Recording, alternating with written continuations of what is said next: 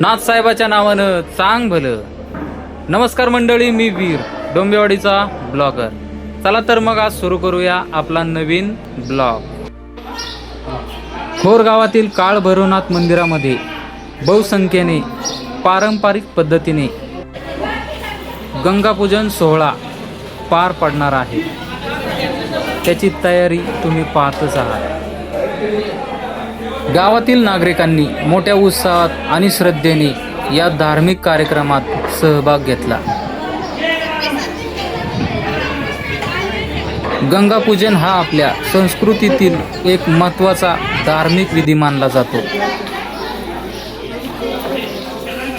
कारण पाणी हे जीवनाचे आधारस्थान असल्यामुळे त्याचे पूजन करून त्याचे संवर्धन करण्याचा संदेश या कार्यक्रमातून देण्यात येतो. सकाळच्या शुभ मुहूर्तावर मंदिरात मंत्रोच्चारांच्या गजरात पूजन करण्यात आले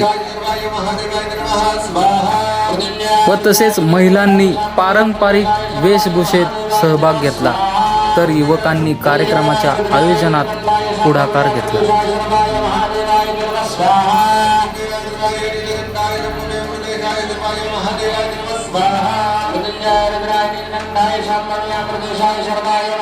अत्यंत शिस्तबद्ध पद्धतीने हा कार्यक्रम पार पडतोय.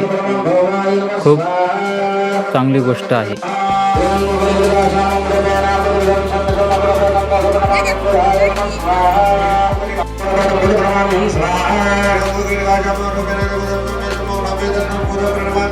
खोर गावातील हा गंगापूजन सोहळा केवळ धार्मिक कार्यक्रम नसून सामाजिक एकजुटीचे प्रतीक ठरला. अशा उपक्रमांमुळे गावातील संस्कृती जपली जाते आणि पुढील पिढ्यांना आपल्या पारंपरिक जीवनाची जाणीव होते.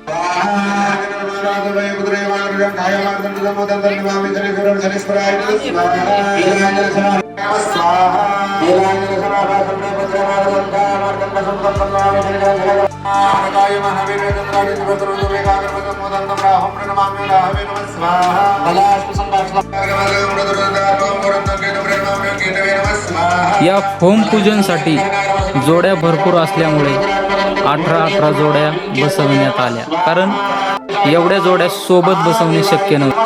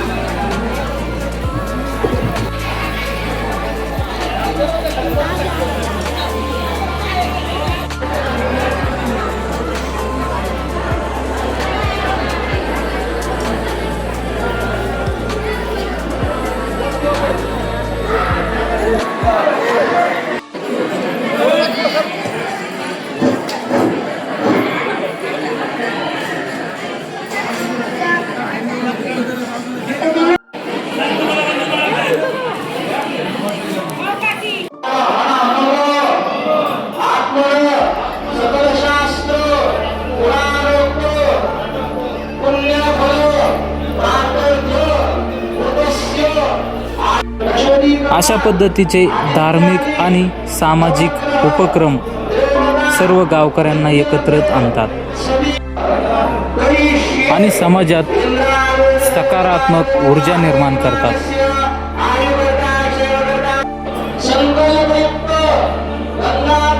खोर गावातील हा गंगापूजन सोहळा हा एक परंपरा नसून एकतेचा, श्रद्धेचा आणि संस्कृतीचा जिवंत उत्सव आहे.